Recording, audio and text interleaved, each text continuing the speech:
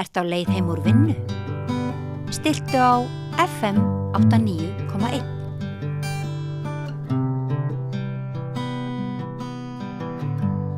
Já, komið sæl og velkomin aftur að Rauðaborðinu. Ég heiti Marja Lilja og hingað mætt Katrín Pálma Þorgerðardóttir, dóttorsnemi. Vertu velkomin. Takk. Já, þú ert hingað komin til þess að ræða rannsókn sem að þú stendur að í svona félagi við aðra, sem að svona hugsuð út frá MeToo-hreyfingunni. Meðal annars, kynlífssiðfræði er eitthvað orð sem að koma upp í spjalli okkar á milli og ég hugsaði já, það er eitthvað svona orð sem að við ættum kannski að nota þess meira en er ekki vissum að margir þekki. Getur aðeins svona sagt okkur frá hvað þú ert að bralla? Já, einmitt, eins og segir, þá erum við hluti af stærra rannsóknarverkefni sem að fjallar MeToo og siðfræði, femíníska siðfræði og erum að skoða svona hvað siðferðilegu norm hafa breyst eða hvað MeToo-hreyfingin og hreyfingarnar, hvað höfðu í för með sér. Og við erum að skoða svona marga mismunandi anga af hreyfingunni og ég ætlaði að skoða í rauninni svolítið svona áhrif á næstu kynslóð eða svona, það var það sem ég lagði upp með í upphafi. Svo svona þróast þetta bara svona út í einhvers konar kynlífssiðfræði í rauninni. Ég ætlaði í rauninni að skoða ást til að byrja með því að mér fannst svona eins og við varum búin að tala svo mikið kynferðisofbeldi og það var einhvern veginn orðið svolítið svona, þú veist, mér fannst einhvern veginn svona, nú hljótum við að geta að fara að tala eitthvað annað heldur en bara lágmarkið, að við séum ekki að beita hvort annað ofbeldi. Hljótum að geta að fara að tala þú veist, hvað væri ídeal, hvað væri, þú veist, gott, einhvern veginn svona, já, hvað verið svona siðferðislega gott eða jákvætt í samskiptum sem tengjast rómantík eða nánd eða ást eða kynlífi. Svo einhvern veginn, já, svo finnst maður alltaf togaðar aftur í þetta lágmark svona, þú veist, hvenær erum við ekki að beita ofbeldi og hvenær erum við einhvern veginn að vera, já. Það lítur að vera svolítið áhugavert svona í tengslum við, ég meina Epstein-skjölin eru náttúrulega bara svona þó að þetta séu gömul mál, þá eru þau sannarlega þarna og sár og það er mikið af svona, það er svona ákveðin þolendaskömmun og þetta er allt ennþá þarna. Já, einmitt. Það er svona einmitt, þú oft talað bakslag í þessum efnum. Já, og svo kannski mitt fyndi hvernig að tókast á þessar mismunandi orðræður að allt hafi gengið of langt í þessum hreyfingum, að við höfum bara slaufað sko nánast bara öllum og þeirra.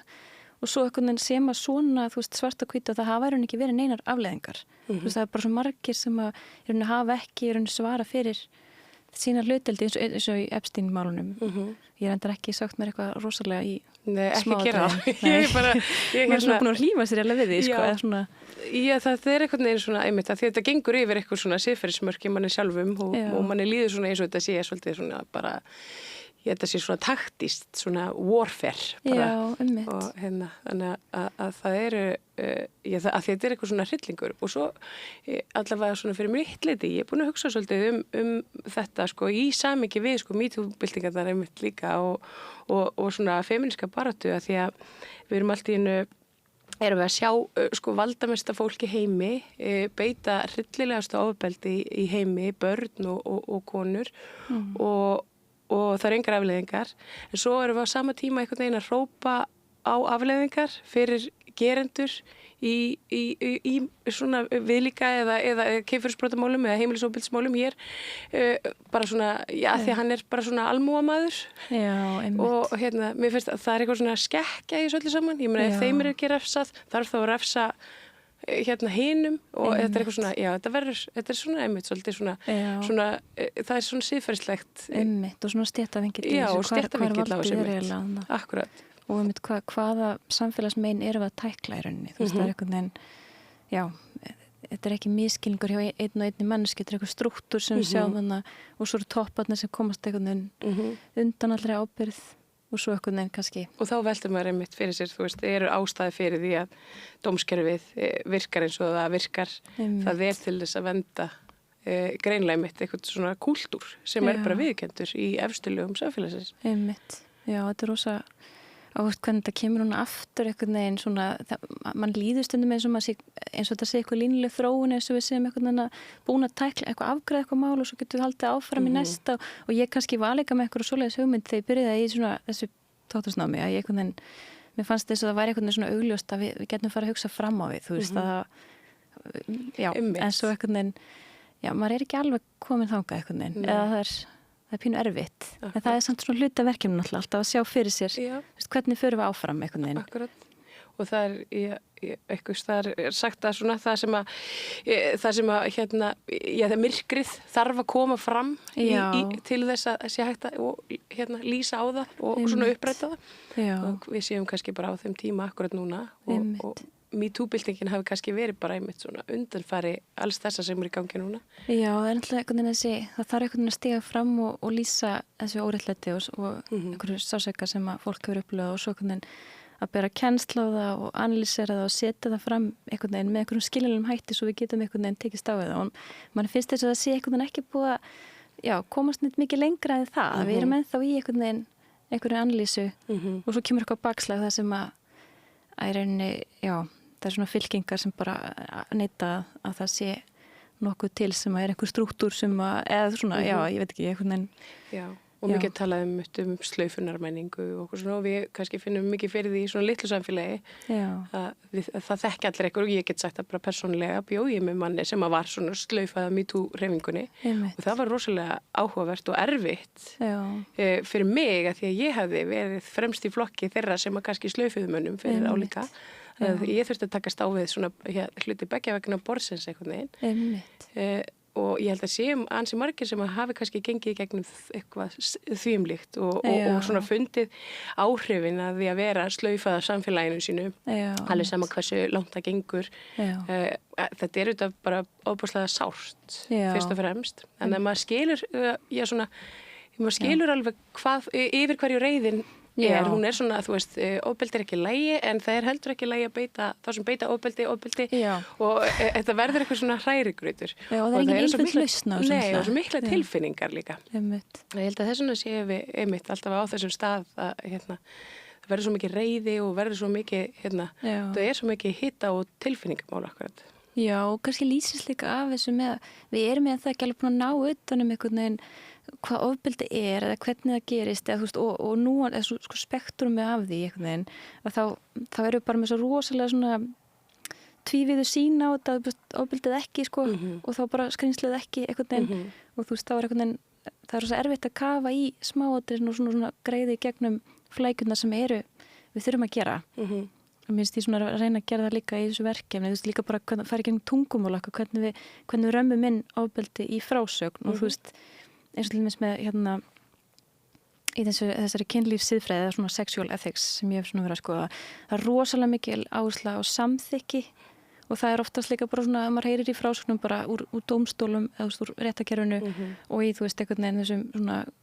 hvort að nauðgun verði nauðgun eða ekki einhvern veginn fyrir óslega oft eftir hvort það var samþykki eða ekki samþykki og einhvern veginn að ramma inn einhvern svona sko líkamlegan tengsla veruleika sem við erum í alls konar flæði við annað fólk í einhverjum svona rosalega afmörkuðum þú veist kategórium þú veist eins og þetta sé bara annarkvort eða og það er eitthvað sem við þurfum að líka bara vinda ofan af í hvernig við tölum hvort sem það er þú veist kynferðislegt réttlæti eða bara kynjafrætti eða hvað það er sko að já, það er svona rosalega skýru kategóriunar finnst mér svona svolítið, þurfum að vinda ofan af því Akkurat Þegar svona, þú hófst þessa vegferð að skoða þetta þá einmitt eins og sagði þá langaði því svolítið að leggja áherslu á kynslóðun og eftir og svona nema hvort að einhverjar breytingar hefðu orðið fórstu eitthvað í eitthvað svona rýni á þessum hópum? Já, einmitt, já, ég ætlaði mér, ég var mjög metnaðfull að taka viðtöl en svo svo fann ég tók nokkur viðtöl og svo fann ég kannski mínir svona, ég með þjálfun alltaf bara heimspeki sem er ekki kannski, við erum ekki með mikla svona aðferðafræði í meginlegum aðferðum í rauninni, þetta er alltaf teoretist fag að einhverju leyti og þannig ég tók í rauninni svona niðurstöður sem ég fann, ég greindi nokkur viðtöl við ungmenni, ungt fólk og þar var svolítið svona skýrtónn sko svona misræmið á milli þessara kynfræðslu og svona narratífuna sem þau alast upp með og svo þau fara rauninni að beita þessum hugtökum í eigin lífi eða þannig að það er bara talsverð gjá á milli skilnings á hugtökunum áður en þú byrjar rauninni að iðka þau eða þannig og þú veist þessi svona og það er svona leiddi mig áfram í að skoða í rauninu bara svona þetta kynfræðslu efni sem er til á Íslandi sem hefur verið þá til dæmis bara árunum í kringum 2012, 13, 14 eitthvað svo leiðis þegar druslugangan kemur fram og samþykkjar sexy herferðin og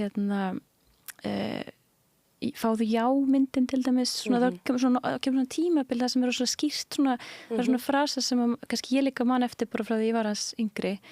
og svo er ég búin að skoða líka svona nýlegra kynfræðslega efni og þú veist það er alveg svona svolítið mismunandi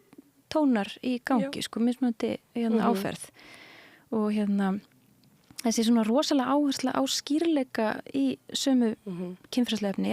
Það er kannski svolítið misvísandi, auðvitað er þetta einföldun, sko það er alveg ástæða fyrir. Við þurfum líka svolítið að sjóða þetta niður í einfalda frasa til að miðla þannig. En það getur líka verið svolítið ruglandi þegar fólk sko meðtekur og telur sig vera bara með eitthvað á hreinu. Já. Bara ég læri þetta, ég kann bara þetta, tjekk, eitthvað svona. Svo kannski þú veist, ert í einhverjum aðstæðum þar sem þú kannski nærði ekki að beita þessu sem þú telur þig kunna eða þú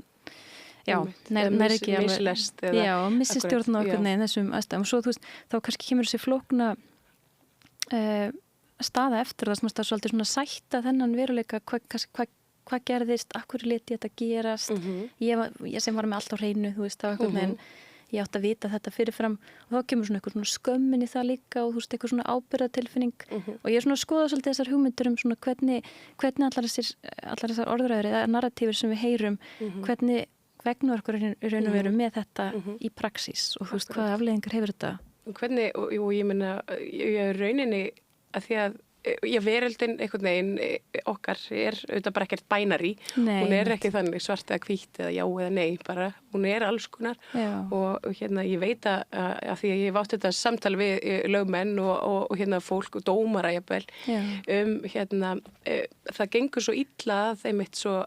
ég færa kynferðisbrotin inn í dómskerfið vegna þess að það er svo bænari, sko. Það er lítið grásvæði í dómum og annað og þetta er svona, það er þannig að þetta það er svona eins og þú ert kannski að skoða svona svona alternatíva lausnir jafnvel við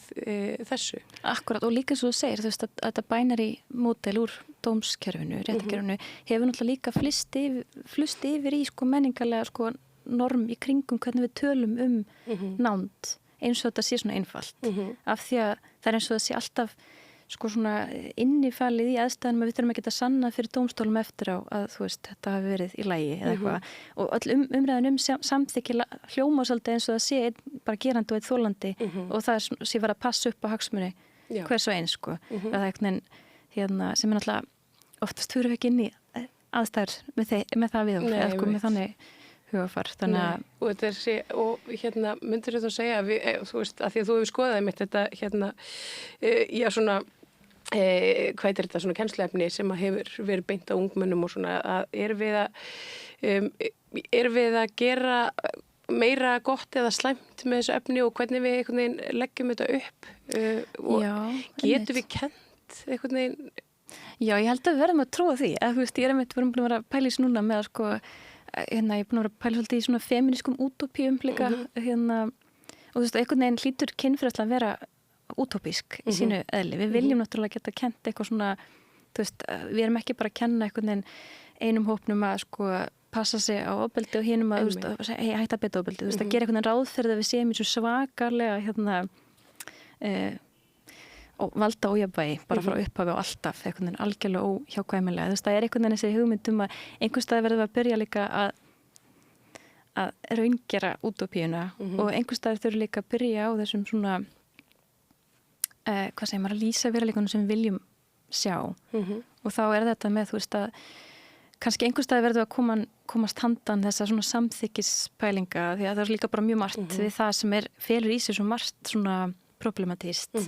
þú veist, það er alltaf eitthvað eins og einn sé að biðja annan leyfi fyrir einhverju eða þú veist að og ekki öfugt eitthvað, það er ofta eins og þessi einn svona virkur aðeins og hinn passífur eða þá þú veist þú einhvern veginn þarfst að stinga upp á einhverju sem er þá hluti af þínu ímyndunarafli og hinn einhvern veginn þarf bara að gangast og þær forsendur saman hvort það er þá í rauninni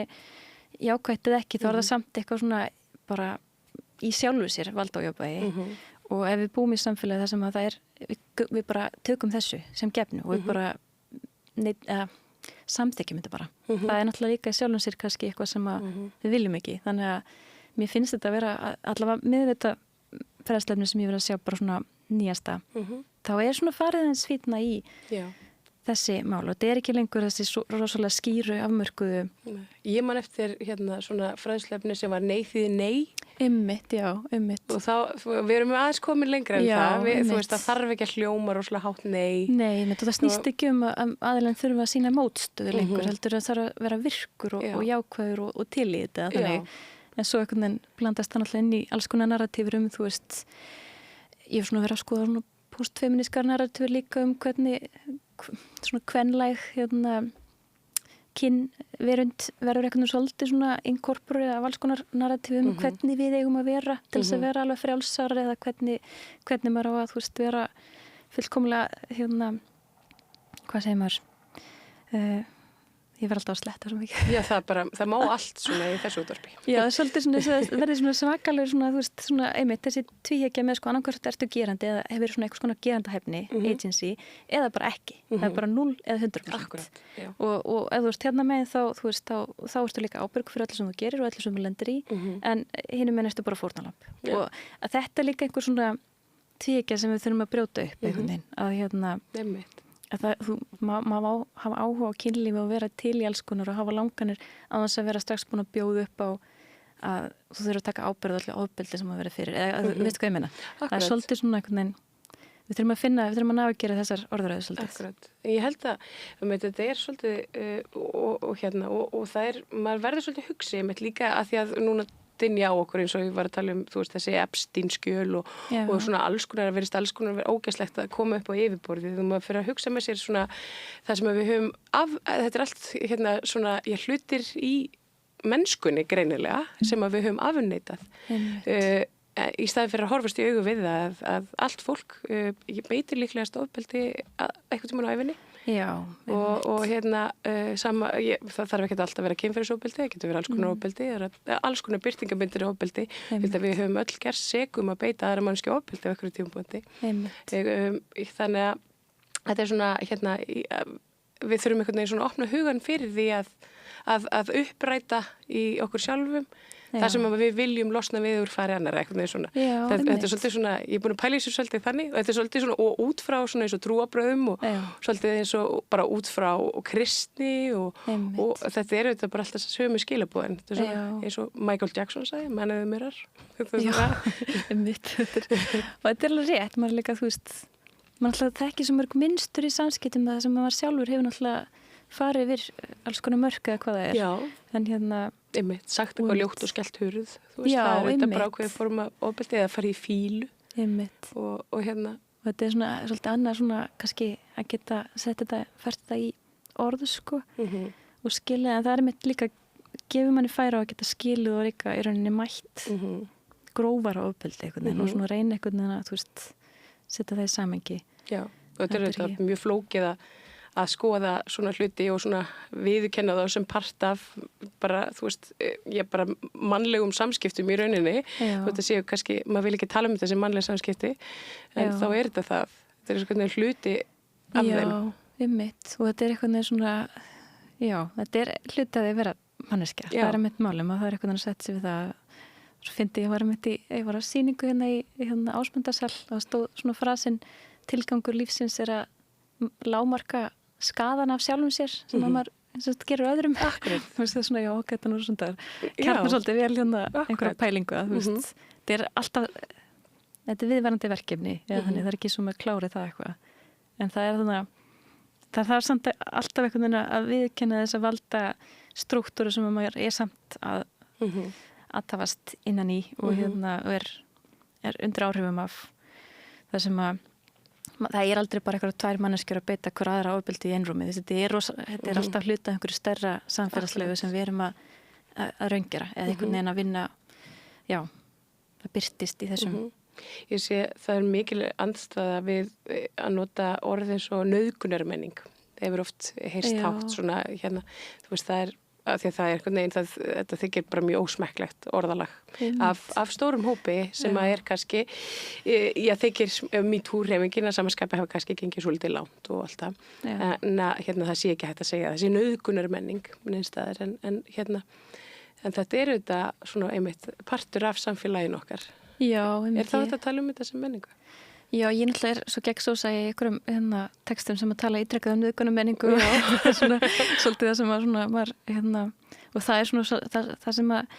þessi feministki aktivismi gegn nauðgunum náttúrulega gegn nauðgunum menningu. Nei þýði nei til þess að undirstrykja það að konur mættu segja nei og svo já þýði já að konur hafa kynferðislega gerandahæfni og þetta með bara almennt að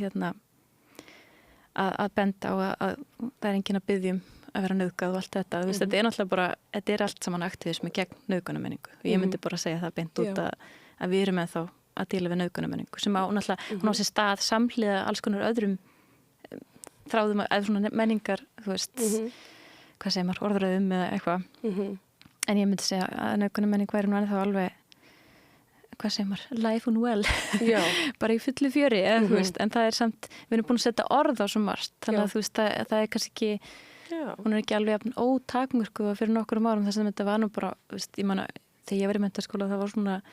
það kom svona nokkur stóru mál upp þar sem að þurfti að tækla einhvern veginn og svona þegar maður hugsaði tilbaka þá var svona vákvæð þetta var svolítið blatant, þetta er ekki, ég get ímyndið mér að það sé ekki alveg svona blatant lengur hvernig að talað konur og bara í auglýsingum og sjónvarpi og eitthvað svona. En já, maður vill trúa að það sé nú alveg eitthvað mjagast áfram, en ég myndi samt ekki segja að nauðgunarmenning sé búin alveg, það er ennþá, eða hvað? Nei, ég er kannski ekki alveg hlutlaus. Nei, og ég held að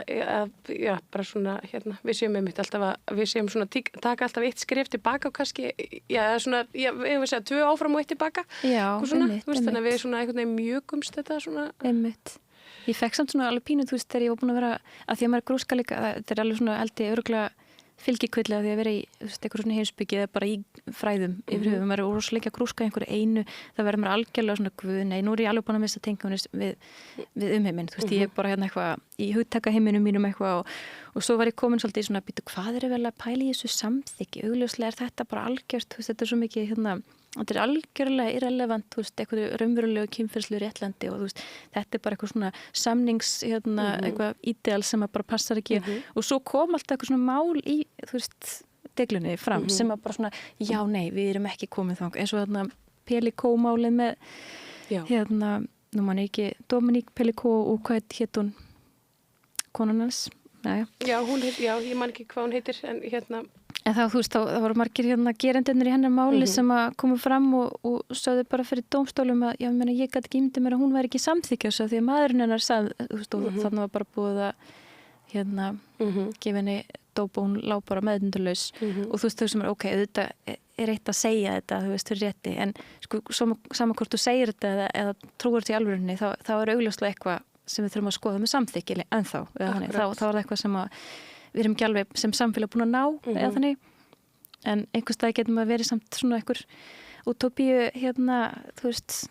fulltrúi og hugsa að við hljótum ekki að komast handan þess einhvern tíman ef aðstæður svona, ef skilyrðir eru rétt í samfélaginu þá er þetta ekki að fara að verða það sem við tölum eftir 100 og 200 ár fyrir dómstólum, hvort einhver hafi samþykkt eða ekki að hafa verið brotið á sér eða skilju hvað ég meina, ég er svona Ég velti líka oft fyrir mér dómstólurum í þessu samhengi hvort að við séum kannski bara á villigötum með því að vera akkurat að tróða inn svona persónulegum, ólíkum og svona oft mjög erfið málum inn í svona svarthvít dómskerfi, hvort að við þurfum ekki bara að þróa með okkur eitthvað svona nýtt svona. Það er svona sem að væri mér þetta allavega gaman að sjá eða svona gott að sjá að það væri hægt að taka á þessu málum svona kannski með mannlegri nálgunum mitt, ekki bara með einhvern veginn svona hörðu einmitt já eða nei, þessu samþykki svona bænari. Já, algjörlega og líka bara einhvern veginn, það er svona fór maður svolítið svona að hugsa þessa fræðsluna, að það lítur að vera eitthvað þar sem að getur gerst og ég sá fyrir mér einhvern veginn þegar ég byrjaði þetta verkefni að nú eru komið heila kynslóð af ungmennum sem ólust upp bara við að sjá og bara heyra og jafnvel taka þátt í MeToo umræðunni að það lítur nú að vera annað bara ef við vorum til lífsins og til nándar sem þau hafa í farteskinu út lífið með að við kannski fyrir kynslóðu sem eru núna að gera upp, sumir voru að gera upp reynslu náttúrulega í MeToo sem var bara áratuga gömul og eitthvað og og eru kannski svona fyrst núna að bera kennslu á þetta eða setja þetta í samhengi við eitthvað stærra samfélagslegt og svo kannski, þú veist, ég bara aðeins og svona kannski aðeins of næf eða eitthvað að hugsa, þú veist, að já, auðvitað, þau eru komin hérna lengra, en það samt alveg eitthvað búið að breytast, þú veist, það bara við höfum svo miklu núansera orðaforða til þess að tala alls konar sem tengist kynferðisofbeldi og eða bara öllu annað á milli, öllu gráasvæðinu sem var bara ekki... Ég heyrði þessu tengt og heyrði ég af því daginn að svona hópur ungmenna á menntaskólaaldri, þau hefðu verið út að skemmta sér og þar hefðu verið ein stúlka núna eða svona gengið svona ansi langt gagvart einhverjum strákum í hópnum og það var svona tæklað innan hóps og mér fannst það mjög áhugavert, ég heyrði af þessu, það var svona, þú veist, þegar það var aðili sem tilheyrði þessum hópi sem var að segja mig frá þessu, hvernig þau hefðu tæklað þetta sko sín á milli og þú veist, og hvernig stúlkunni voru svolítið svona, settur stóllin fyrir dyrnar, við horfum öll upp á þetta, okkur finnst þetta ekki í lagi, nú ferð þú og byggst afsökunar og svo var þetta bara fyrirgefðu og þú veist, og þetta var bara svona skverað innan hópsins og ég hugsaði, ok, þetta eitthvað svona sem að þetta hefur ekki gerst áður og þarna voru þau líka einhvern veginn búin að svolítið svona eiginlega bara svona lyfta lokinu af þessari svona bara umræðu og þessari svona að þetta sé alltaf sko kona kall, þetta sé líka þú veist, þessu tilfelli var þetta ung stúlka og hún svona þú veist, var svona bara óviðandi við einhverja vini sína og þú veist, þarna var þessu einhvern veginn snúið við en svo hugsaði ég, já, það því að stelpunar eru hreinlega bara orðnar ábyrgari? Já, meinar það, það taka þessari fræða og koma áleiðis þarna, já, þetta alveg áhugavert hvernig þetta getur líka verið bara svona, þú veist, þarna kjarnast kannski eitthvað sem við vorum að skoða sem samfélag, náttúrulega ekki MeToo, þegar eitthvað á sér stað en samt í einrúmi og svo, þú veist kemur það fyrir alþjóð og þá getur samfélag sagt nei, þarna fórstu langt, við erum ekki sammála þessu, þetta ekki lagi, eitthvað svona meðan að þú veist, þá var það svo stórum skala, þá erum við komið með náttúrulega, þú veist, þessi slaufunar hættu sko, eða þú veist, þetta sé eitthvað með meðan þarna ertu með svona einhverju svona safe space þar sem að vinir að segja við aðra vini, bara við erum að passa upp á þig líka, viljum ekki að þú hafið svona því að þetta ekki lægi. Ætlar þú að drekka svona illa aftur? Nú nennum við ekki að hanga með þér nema þú hættir að verða svona rosalega drukkin. Eða eitthvað svona, þú veist, þetta eitthvað svona, mér fannst eitthvað fallegt við þetta, smá sorglegt kannski líka, svona sama tíma, ég veit ekki. Já, og svo getur mér minnst að þú veist að kannski ekkert alltaf, þú veist, ég hugsaði bara að þetta er svona óþægilegt en auðvitað þetta best fyrir ungt fólk að díla við í sinnveruleika á jafningagrundvelli en ekki einhvern veginn svona fullorðna að stíga inn í og svona að því að þú veist, þetta eru 18 ára krakkar eða eitthvað, 17-18 og þannig að það var margt í þessu og þetta fekk mér svolítið til þess að hugsa og þannig fann ég umfylluna og gamalt viðtal við þig á svæði Háskóla Íslands. Það er skemmtilega tenging, þetta ljóma líka eins og svona markmiði með mikið af svona fræðsluefni er náttúrulega að búa til svona aðstæður sem að þá líka hvetja það sem eru vitni að svona kynferðislega orðnjóðsleis að grípa inn í og vera ekki bæstandir, að vera bara aktífur ally og allt þetta en svo erum við svona áhvert að heyra þessu bara í praxís þetta gengur vel þannig, ef vonandi og ég hugsaði, sko, að þú veist er þetta að ganga vel? Já, meinar, svo getur það alveg gengið og langt líka að vera eitthvað svona valdadínamik sem maður ekki alveg læsa á af því að þið veit ekki betur, kannski Já, og svo kannski auðveldur að segja þetta við einhvern en ekki einhvern annan, sko, þú veist, þetta er svona hver hún er innan hópsins eða eitthvað svoleiðis Þetta er alveg einmitt og svo bara þegar ég svona hugsa þegar ég var í menntaskóla ég með varst svo mikið af svona aðstæðum þar sem að maður hafði ekki kannski beinlega tólin sko til þess að einmitt grípa inn í eða þannig og svo ég held að þetta sé einhver staðar erum við komin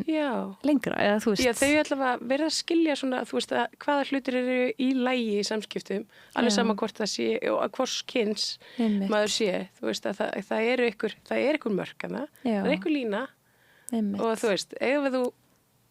þannig að það er eins og þau séu kannski, eru þau læsari á línuna? Já, einmitt, svo kannski bara spurning líka með þetta með að tala bara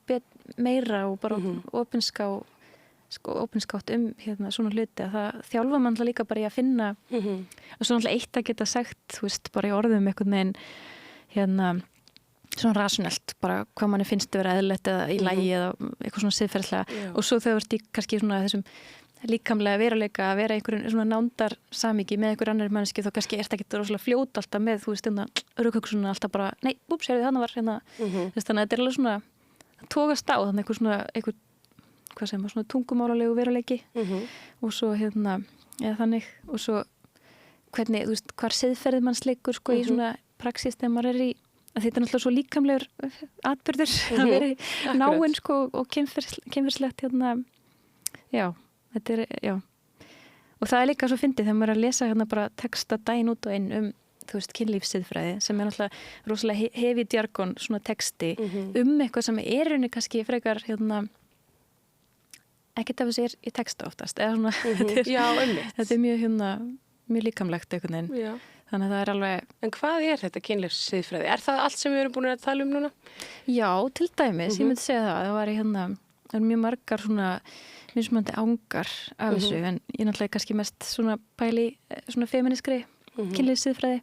sem er þá einmitt svona svolítið með augljóst agenda eða þú veist það segir sér kannski sjálft að maður vill einhvern veginn, maður gerir ráð fyrir að það sé einhver svona valdadínamík sem er bjöguð í samfélaginu eða við búum einhvern veginn við einhverja valdastruktúra sem að og það eru við höfum mismikil völd í alls konar aðstæðum og kynlíf er bara birtingamynd á mismunandi félagsveruleika sem við höfum og þetta er ekki bara eitthvað svona sem að þó ég segi rétt að það var eitthvað líkamlegt þá auðvitað förum við inn í alls konar aðstæður bara í nánd og tengslu annað fólk með allt samfélagið bak við eirað við erum alltaf með bara allar hugmyndir og narratífur og allt klám og bíómyndir og bækur sem við hefum lesið og samtöl þetta fer allt inn í þessi samskipti og þó að kannski það kom ekki fram explicit, þá samt einhvern veginn er það algjörlega hlaðið af þessum stétt og stöðu og bara alls konar hugmyndum kyngerfi og og rasisma og bara, já, allt þetta þannig að það er já, það er mjög margt í þessu ég finna stundin líka þú veist að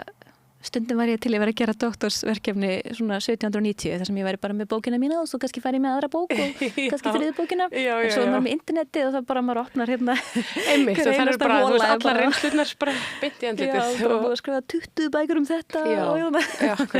þannig maður alltaf að fara það er bara, einmitt, það er búið að skrifa svo mikið samþykki og maður finnur að við erum ekki alveg búin að útkljá þetta hugtak sko. Þetta og líka er hægt að vera samþykkur einhverju á sko stundu, í þeirri stund sem það er að eiga þessi stað en fá svo bakþanga og verða þá ósamþykkur einmitt og bara líka þetta að setja þetta einhvern veginn í sko, samþykki einhvern veginn eins og þetta sé samningur sem er bara á og á og oft í þessu fyrra kennsluefni sem ég var að skoða þá var rosalega mikið talað um sko allt þarf að vera algjörlega hreinu áður en þið byrjið að gera eitthvað þá bara vera vissum að samþykki liggi fyrir og allir vita út í hvað er að fara út í sko og og þessi ímynd og þessi svona kannski ég myndi segja svona einhver já, þetta er svona illusion af því að það sé eitthvað svona rosalega skýrt við þetta eins og sérst að ganga að samningaborðinu og svo bara er að fara að gera eitthvað menn að augljóslega er það ekki þannig og og auðvitað eins og við almennt samþykja núna þá er samþykja ekki eitthvað sem að bara kemur í gildi og svo er það bara búið þegar það er búin sem maður getur hægt hvernig sem er og allt þetta og að þetta er ekki bara einhver svona málgjörð þar sem þú segir eitthvað og þá bara ertu búin að breyta heiminum að því ég er búin að samþykja það þá má þetta ef ég samþykja það ekki þá má það ekki af því að félagslega norm segja það meðan að stundum ég bara samþykja maður eitthvað en hugsa svo tilbaka og svona hugsa með sér svona þú veist ég hefði nú ekki eftir að samþykja þetta mér leiði eins og ég væri ég hefði þurft að akkurat ég hefði nú þurft að segja betur eða skýrar nei eða eitthvað svona þannig að þetta er mitt eins og segir það er mjög erfitt að ná utanum þetta einhvern veginn já og svo frí er þetta líka eða sko samkvæmt þessari dominant narratífu eða orðræði þá þá er svolítið eins og samþykja hafi svona tekið yfir sko og þá er rauninni þá svona þurrkað út viðleitnina hjá hverja mannski fyrir sig að reyna að lesa í hinna mannskina hvernig líður þér í alvörunni þú veist að ég veit bara að þú samþykkt þá getur bara gert það sem ég vil að því að þú ert búin að samþykja í staðin fyrir að samþykki væri frekar einhvers konar lofurðum að ég ætla bara að reyna að hlusta á virkilega hvernig þér líður og mér langar að láta þér líða vel auðvitað vil ég það er, þú veist, markmiðið með þessu saman hérna, gera þetta eitthvað að samþykki verður eitthvað svona í rauninni, það fer gegn markmiðum sínum ef þetta fer bara að verða leið til að fría einhverja ábyrgð og það það sem að svona margir feminískir kynlífssiðfræðingar eru svona leggja áherslu á þetta er í rauninni eitthvað hugtak sem upprunnið úr svona sáttmálakenningum sem algjörlega hérna, oftast gagnrýnt að vera mjög karllægar og svona ekki taka mið af raunverulegum liðum veruleika eða staðsetningu fólks og valda dynamík og svo þetta bara hugmyndun að við séum að tala sáttmála eða samning náttúrulega bara absúrt í þessum aðstæðum. Við erum hérna í einhverju svona aðstæðum þar sem að allir eru bara frekar berskjaldaðir og bara einhverju svona einhverju sviði lífsins sem á ekki að vera þetta á ekki að skarast en af því að við erum í hvað segir maður, það er einhver heimsmynd sem að ræður núna, þess að við hugsum allt út frá einhverju svona, að við erum hérna sjálfráða einstaklingar sem ganga bara í samninga af annað fólk, eins og viðskiptatengsl að það eigi við líka á þessu sviði sem að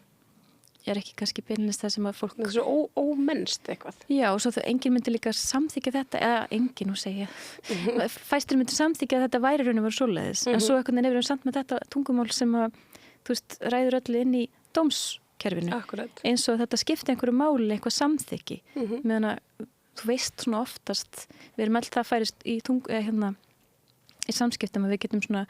við getum alveg lesið hvernig öðru fólki líður án svo að segja það beint út, það er svona en svo einmitt spyrir maður sig, geta allir það? Já, svo er það alveg spurning já, bara, þú veist, einmitt fólk sem er bara kannski, einmitt, svona félagslega svolítið svona heft eða ánum þess að kannski fatta það eða einmitt. Að þú veist að svona lesi ekki alveg í svona social cues einmitt. En þetta er einmitt, við eigum langt í land greinlega. Já, og þannig þetta með þú veist að þá kemur fræðslaninn, þú veist að það er ekki alltaf bara að kenna konum ef við tölum konur þá sem hóp sem að já, að það er ekki alltaf þeim að kenna að vera ekki nógu skýrar það er kannski líka að kenna öðrum að lesa í Já, einmitt Já, þessi svona fókus sem hefur verið svolítið á þolendur að hann sé kannski ábyrgðin er kannski ekki alveg öll Nei, ábyrgðin þurfi ekki alveg öll að hvíla þar þeim einn og það er einmitt svona svo við komnar í ennetringin í þessu samtalið, þá er það einmitt svona eins og þessi ungmennahópur sem ég talaði það voru vinkonurnar sannlega sem tóku ábyrgð á vinkonu sinni og þetta er svolítið líka vinna eða þú veist það er náttúrulega auka álag að vera en einmitt kannski líka feminísk barátta hefur svolítið verið drifin áfram af konum að meirleita þannig að það er kannski ekkert nýtt en það er náttúrulega alltaf þetta ákall að kallar í rauninni fara að taka meira þátt og þetta er núna alveg blúsandi gróska í karlafræðum og fullt af köllum að taka boltan og öðrum kynjum við þetta en þetta er alveg svolítið svona líka að færa áhersluna þannig að þetta sé ekki alltaf ábyrgð þolenda Akkurat Katrín, þakka kærlega fyrir að koma hérna og ræða þetta þarfamál og þetta mál sem við gerðum endalaust krufið og tala að þeir virðist. Þú bara gangið óbúslega vel með rannsóknina og kannski fæ að nippa í þig svona þegar þú komin lengra Já, í bara þessu. Takk kærlega fyrir. Takk fyrir. Og tók ég við það meira hér handan við auglýsingar. Hvar skrá ég mig í áskrift? Samstöðin.is Góðir fjölmiðlar eru mikilvægur partur af því súrefni sem sérhvert samfélag þarf á að halda. En góðir fjölmiðlar þeir þurfa ekki endilega að vera hlutlausir, en þeir verða að vera sjálfstæðir. Alveg eins og góðir háskólar og traustir dómstólar þurfa að vera sjálfstæðir. Þeir þurfa að þjóna fólkinu, ekki valdinu. Ég heiti Þorvaldur Gylfason og ég styð samstöðina.